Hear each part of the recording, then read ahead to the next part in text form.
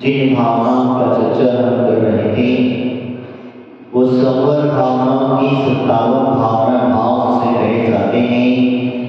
जिस प्रकार से 5 महाव्रत 5 समिति की युक्ति 10 धर्म और 22 परिचय 12 भावनाएं, ये 57 आश्रम के भेद हैं। उन आश्रम के भेदों को रोकती है कि वह चित्र जो आपने खोला था, जो दरवाजा आपने खोला था कर्म का आश्रम के लिए, वह इस प्रकार से वह टाट लगा देता है और टाट लगाने के कार्य इस प्रकार से हुआ करते हैं। उन्होंने कहा इस आश्रम को सब दशा से जागो चेतन कहाँ बड़े सोते, क्योंकि वास्तविकता में आज वर्तमान में हम लोग सोए हुए पड़े हैं, बिल्कुल सोए हुए पड़े हैं। और एकांत व्यक्ति थोड़ा बहुत जागता है तो हम उसे भी सुला देते हैं। आपको एक घटना बताता हूं। राजा को किसी निमित्त ज्ञानी ने बता दिया कि फला फला साल के अंदर में जन्मे हुए बच्चे तेरी मृत्यु का कारण है, तेरी मृत्यु का कारण है। तो जब उसे बता दिया गया तो होता क्या है, उसने राज्य में आदेश करा दिया गया कि इस साल में जितने भी बच्चे जन्म लेंगे उन सभी को कारागृह में बंद करो, काल टोपी में डालो। काल मार तो नहीं सकता क्योंकि राजशाही शासक इस प्रकार से, क्योंकि बालक की कभी हत्या नहीं करते, कभी स्त्री के ऊपर शस्त्र नहीं उठाते, निहत्थे के ऊपर कभी शस्त्र नहीं उठाते। तो इस प्रकार से उन्होंने कहा एक काम को सारे के सारे बच्चों को बेड़ियों में डाल करके और सीधा सीधा काल कोठरी में डाल दो। डाल दिया गया। अब वो बच्चे धीरे धीरे करके उस काल कोठरी में रह करके बड़े और बड़े होने के बाद में उन बच्चों को धीरे धीरे बड़े होने के बाद में कहते हैं उनमें से जो एक बच्चा था, क्योंकि अंधेरे में रहने की आदत थी, क्योंकि उन्होंने बचपन से ही उजिला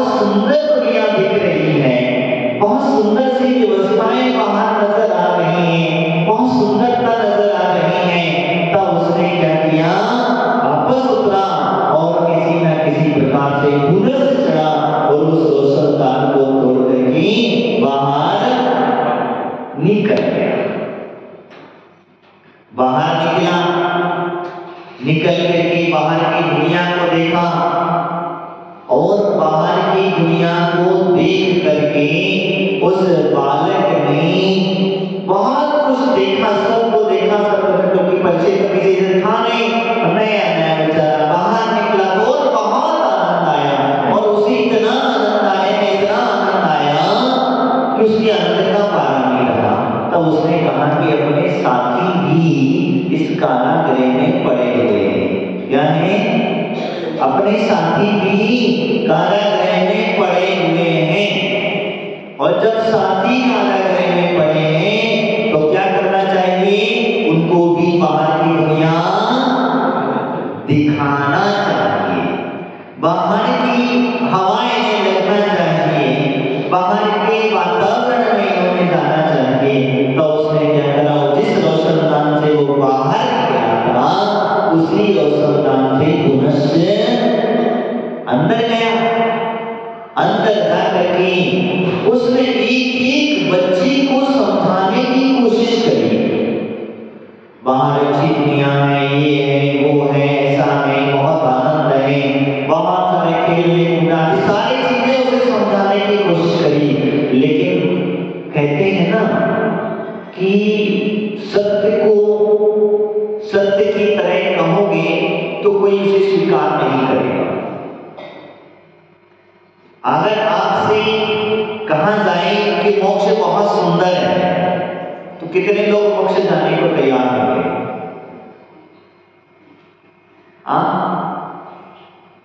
कितने लोग होंगे?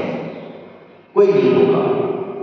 एक हाथ जो व्यक्ति है जो जान गया है वो कहेगा यहां पूजा पाठ कर लेगा, यहां स्वाध्याय कर लेगा, यहां अपना जो कार्य अभिषेक पूजा जो भी करना है आज सब, लेकिन उससे कहेंगे कि वहां शाश्वत सुख है, वहां पर आनंद है, वहां का आनंद कहने की बात ही नहीं, शब्दों से परे है। तो तुम सब चलना है तो कौन तैयार होगा? कोई नहीं होगा। और जैसे जैसे तो वह क्या होता है एक, बल्कि तुम और संसार में कैसे फंसो वही तुम्हारे को फंसाने का कार्य प्रारंभ कर दिया जाएगा। कैसे भी हो तुम संसार में फंसो। माँ बाप घर, बच्चा घर छोड़ करके बाहर निकलता है तो बाहर निकलते समय होता क्या है? माँ बाप सबसे पहले अलबंगा डाल देते हैं। वो कहते हमारा क्या होगा?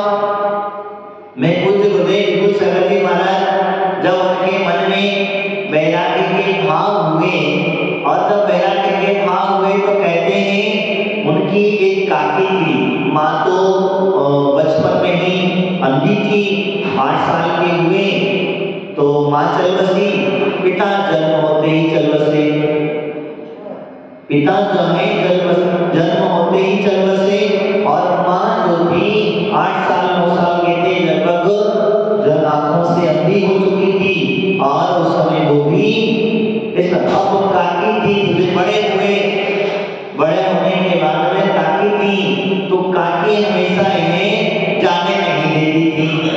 क्यों नहीं जाने देती थी? क्योंकि इनसे जो है सारा घर गृहस्थी का खर्चा, क्योंकि उनका जो लड़का था वो छोटा था और काकी को काका थे नहीं, तो घर गृहस्थी का खर्चा इनसे चलता। बड़े भाई जो थे वो पहले ही मुनि महाराज बन चुके थे, मतलब विपुल सागर जी महाराज के जो बड़े भाई थे वो पहले ही मुनि महाराज बन चुके थे।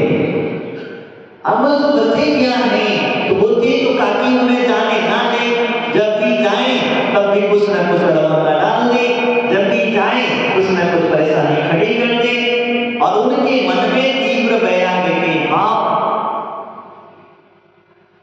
और जब कहीं जाती थी साथ में जाती थी तो गुरुदेव के पास में जब कभी भी जाते चौका लेकर के जाते, धर्मसागर जी महाराज के पास में जाते तो एक आधे धर्मसागर महाराज को कह दिया होगा कि महाराज ये बार बार जाने की मांग करता है, बच्चा छोटा है, क्योंकि स्त्री की माया देखिए किस तरीके से चलती है। कहते हैं माया बड़ी विचित्र होती है तो कहते बार बार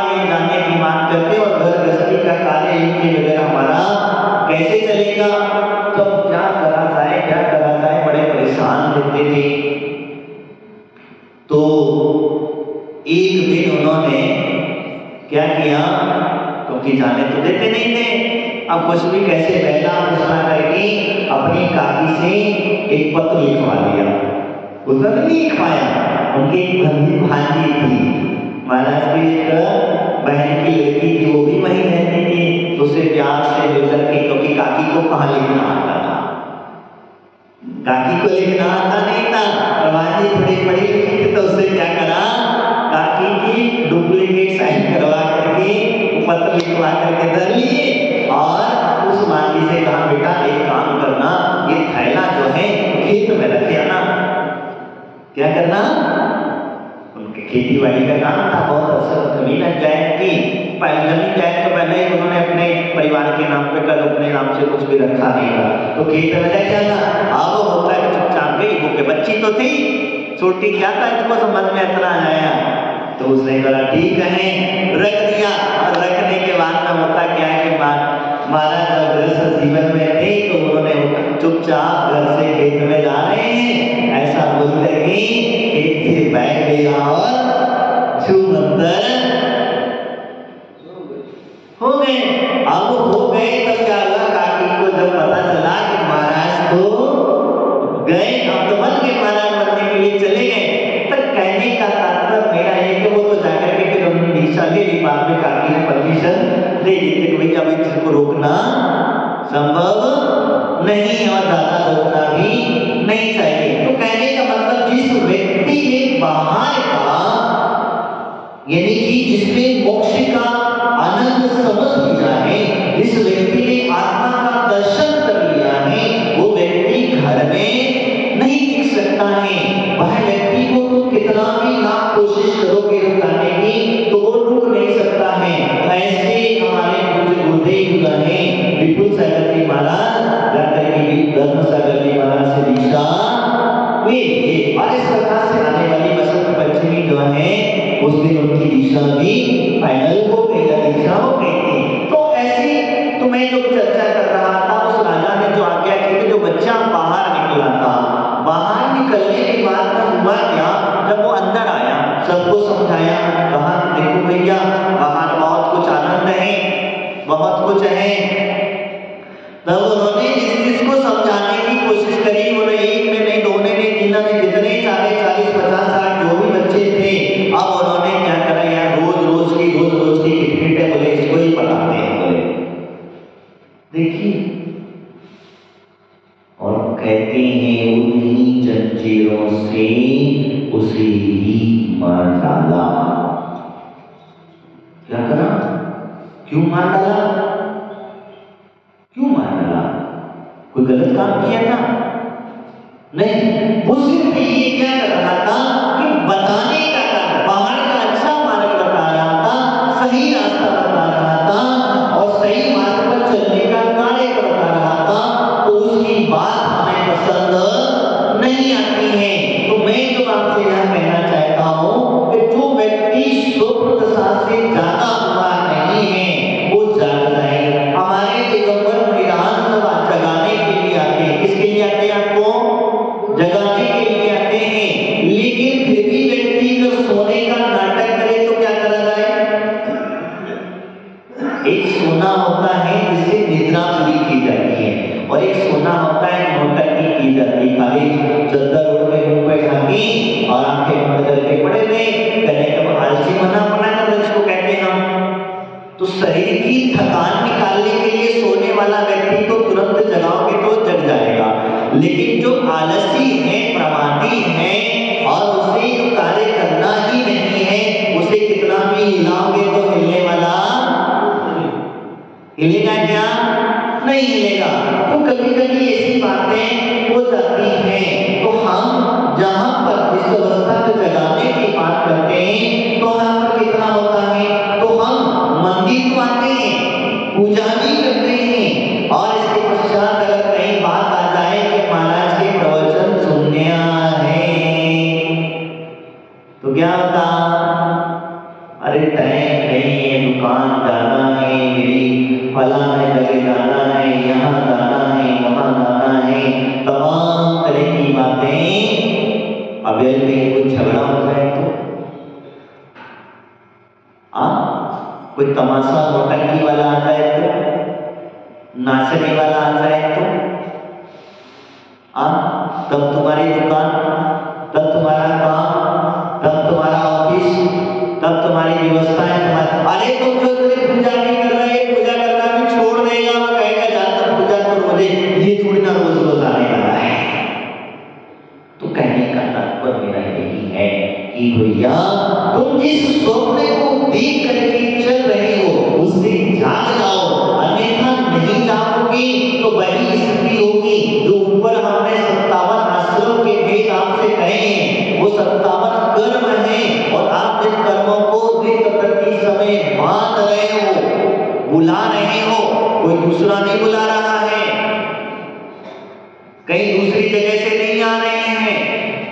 वन निष्ठान 15 योग आदि आवृत्ति आदि पंच कसाय जो है ये सब जो है 20 कसाय 25 कसाय आदि जो है ये सारे के सारे 57 भेद हम मान रहे हैं और उनको जब बुला रहे हैं और बुलाओगे तो बंद होगा और बंद होगा जब तक तुम इनको दरवाजों को बंद नहीं करोगे तब तक ये रुकने वाले नहीं है। इसीलिए इन सबको दरवाजा बंद करने के लिए तो इन्होंने कह दिया 5 महाव्रत 5 समिति 3 गुप्ती 22 पैसे 10 धर्म 12 भावनाएं, इनका चिंतन करोगे, भावना भावोगे तब जाकर के 57 आश्रम के जो दरवाजे हैं वो बंद होंगे। नहीं तो भाई और कोई अगर तुम्हें बताता है, कोई तुम्हें समझाता है, जगाता है तो मुझे मत सुना देना, क्योंकि तुम्हारी आदत सबसे बड़ी एक और है कि तुम कहते हैं तुम भी सो जाए, कहाँ जब परेशान हो रहा है। कहीं तुम्हें कोई रास्ता दिखा रहा है तो रास्ता दिखाने वाले के पास उसके रास्ता बंद मत कर देना। कहीं तुम्हें जिस प्रकार से आगे बढ़ने के मार्ग बता रहा है तो तुम उसे ही परेशान मत करने लग जाना, क्योंकि प्राय करके होता यही है कि अगर आपके मन मुताबिक चलता है, चाहे साधु हो और चाहे श्रावक हो, मन मुताबिक चलेगा, तुम्हारे अनुसार चलेगा और तुम्हारी भावना करेगा तो बहुत अच्छी। और जहां तुम्हारी विपरीत चला, क्या जहां तुम्हारे विपरीत चला, जहां तुम्हारे मन को अच्छी लगने वाली बात कही तो क्या होगा, तुम उसे भी मार डालोगे। मार डालने का मतलब मेरा वो नहीं है, मार डालने का मतलब है कि आप जाओगे तो नहीं, दूसरे को भी नहीं जाने दोगे। तो क्या होगा, साधु के पास जब कोई नहीं जाएगा तो मरना ही तो है बेचारे का। जब तुम चौथा नहीं लगाओगे, जब तुम आहार नहीं दोगे, जब तुम महाराज के प्रवचन नहीं सुनोगे तो क्या होगा। लेकिन वो मरना डरना उनका नहीं होता, वो तो अपनी आत्मा में रमण करते हैं। इसीलिए मैंने आपसे कहा 22 परिचय को सहन करना, प्रज्ञा और अज्ञान की व्यवस्था यही है।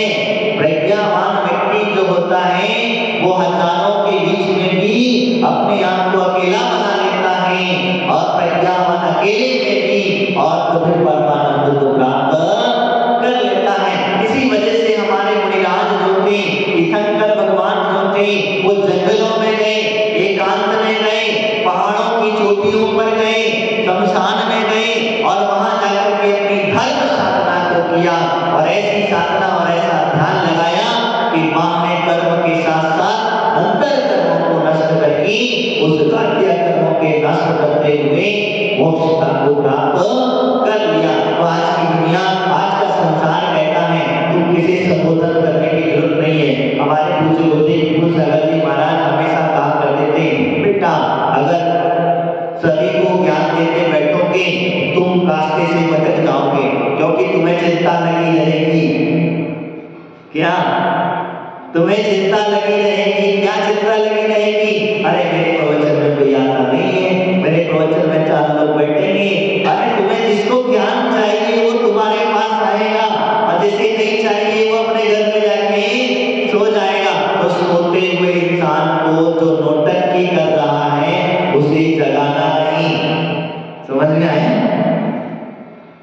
जो दिखावा कर रहा है, जो दिखाने सोने का दिखावा कर रहा है उसे कभी जगाना नहीं। और कभी जगाना नहीं, क्योंकि सोए हुए इंसान को कभी जगाना। और जो जाग गया है, ध्यान रखना, एक और कहते हैं हमारे महाराज कि जो जाग गया है उस जगे हुए को भी जगाना नहीं। महाराज तुम कैसी बात करते हो? तो बोले क्या करना, तुम तो स्वयं को जगा लेना, सारी दुनिया अपने आप जाग जाएगी। क्योंकि हमारे तीर्थंकरों का मूल सूत्र है, मूल सिद्धांत है, उन्होंने सबको नहीं जगाया, उन्होंने सबको प्रेरणा नहीं दी, उन्होंने सबसे नहीं कहा कि तुम दीक्षा ले लो, उन्होंने किसी से नहीं कहा कि तुम मोक्ष मार्ग पर चलो, उन्होंने तो स्वयं को जगाया, स्वयं के कर्म को कमाया और कर्म को कमा करके 4 हत्या कर्मों को नष्ट किया। और उनका हत्या कर्म नष्ट हो गए, ऑटोमेटिक श्रावक उनके पीछे पीछे क्योंकि जब चमत्कार को नमस्कार करने वाले लोग हैं, जब चमत्कार देखा अरे इनका तो समुद्र लगा है, इनकी मां तो देवता भी जाते हैं, बड़े बड़े देवता नतमस्तक हो रहे हैं, तो श्रावक कितने से बोली है कि नहीं भैया, कहते हैं उनके संवत्सर काल में 100 योजन तक जो है सुविश्व हो जाता है।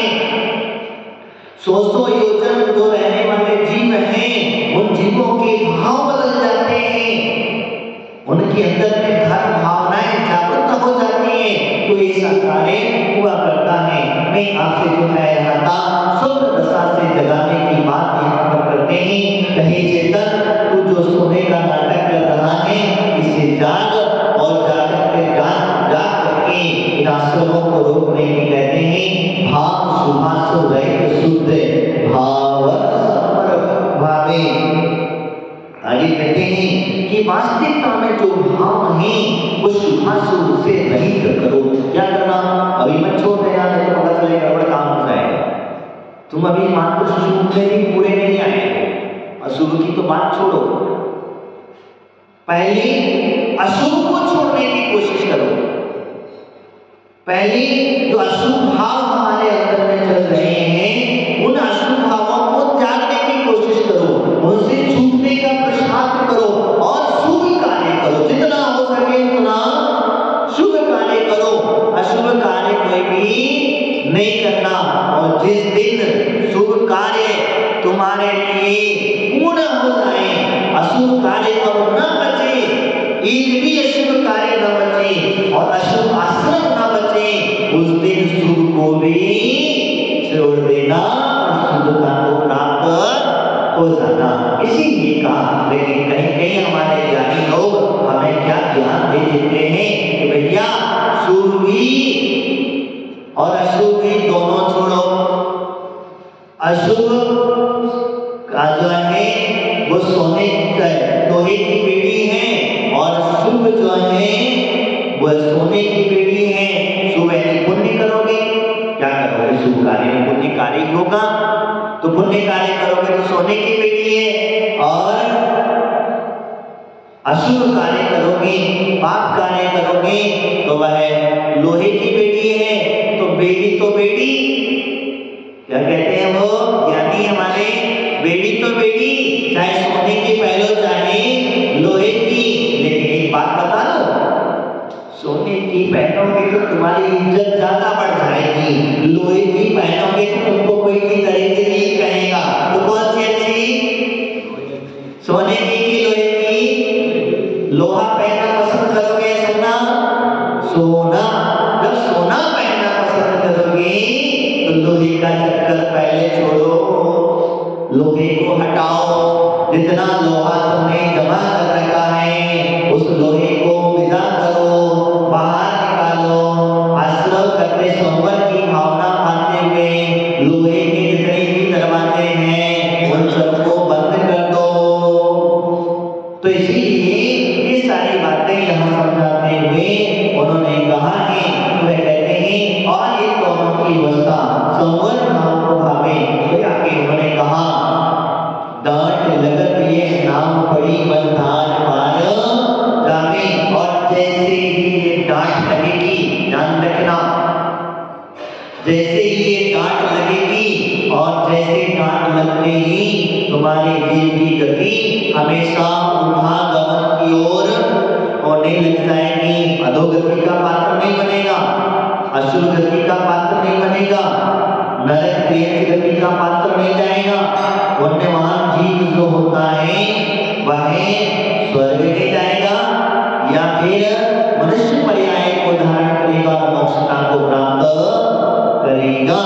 तो यही कहते हैं, क्योंकि जब तक तुम डांट नहीं लगाओगे तब तक इस संवर भावना की परिभाषा को समझ नहीं पाओगे। और उनको समझाने के लिए यही बात वास्तविकता में कहते हैं। इनको समझाने की जब बात आती है, हम संसार में परिभ्रमण कर रहे हैं और संसार में परिभ्रमण करते करते हमारे जो संसार है उसमें रहते रहते हम इतने रसपच हो गए हैं कि हमें अशुभ कार्य जल्दी समझ में आ जाता है और शुभ कार्य जो होता है वो जल्दी से पड़ता नहीं है, जल्दी से समझ में आता नहीं है।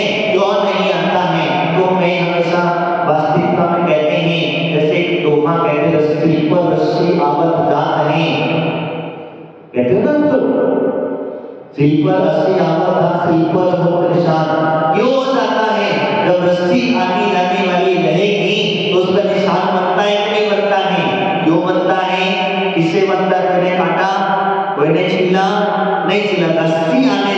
इसी प्रकार से हम अशुभ कार्यों में लटपट रहने से हमें अशुभ कार्य अच्छे लगने लगते हैं और हमें उन पर इतना निशान, हमारे ऊपर इतना संस्कार आ गया है कि शुभ कार्य हमें पसंद नहीं आते हैं। यही कारण है, अपनी नाव को अगर आगे बढ़ाना है, मोक्ष जाना है, तो वह डांट हमें लगाना ही पड़ेगा और बिना लगाए उस संवर की भावना को आगे नहीं बढ़ पाएंगे। मैं इतना ही कहूँगा कि अभी इस वर्तमान युग के अंदर में पाप कर्म का तीव्रता के उदय में इसको हम कहते हैं दुखमा काल, इसको पंचम काल कहा जाता है। तो अगर आपने मात्र इतना भी कर लिया कि अशुभ आश्रम को भी अगर आपने रोक लिया, अशुभ कार्यों को अगर आपने रोक लिया और शुभ कार्य को बढ़ा लिया, तो भी आपके लिए बहुत कुछ आपने प्राप्त कर लिया। ये अपने जीवन का सार है। मैं आशीर्वाद दूंगा भगवान की जय, महाराज की